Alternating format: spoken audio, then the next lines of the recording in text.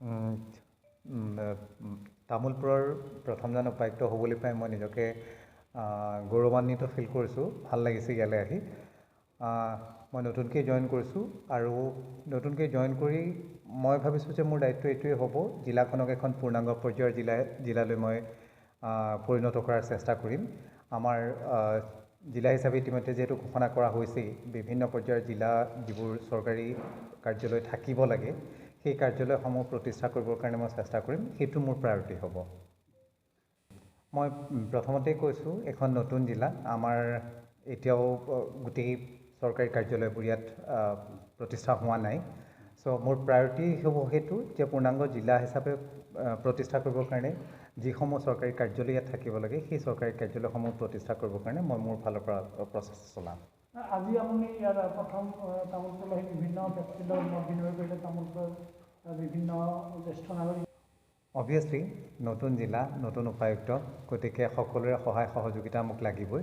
আপোনালোকৰ সহায় সহযোগিতা পালে মই আশা কৰোঁ যে মই যি ধৰণে বিচৰা হৈছে জিলাখনক সেই ধৰণে প্ৰতিষ্ঠা কৰিবৰ কাৰণে মই প্ৰতিষ্ঠা কৰিব পাৰিম বুলি মই আশা কৰোঁ।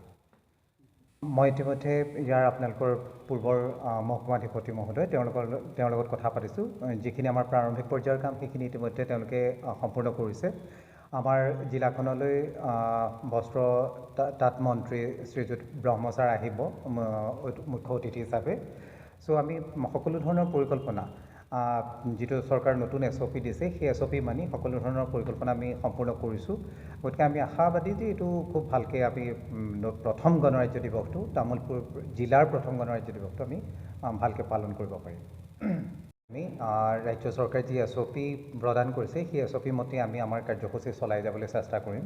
কাৰণ আমাৰ কাৰণে আটাইতকৈ দৰকাৰী কথাটো হৈছে যে জনসাধাৰণৰ স্বাস্থ্য। যিহেতু ক'ভিড খুব দ্ৰুত গতিত বাঢ়ি আছে, গতিকে আমি চৰকাৰে দিয়া SOP নিৰ্দিষ্টভাৱে মানি চলিবই লাগিব।